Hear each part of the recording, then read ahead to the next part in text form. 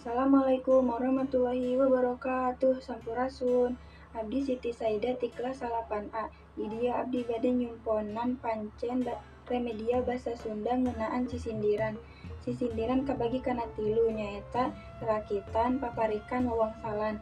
Abdi bade ngajelaskeun hiji wangunan sisindiran wungkul nyaeta rarakitan. Rarakitan dina wangunana ampir sarua jeung paparikan. Jumlah engang dina unggal pada lisan sarua kudu 8. Kitu oge jeung purwakantina sarua bae. Anu ngabedakeunana nyaeta hareupna kudu dirakit kecapna sangkan sarua. Ieu hal teh disebut mindoan kawit. Conto sisindiran rarakitan nyaeta kasumedang meuli lilin, lilinna singa jejer. Ulah loba teuing ulin nepi ka poho diajar.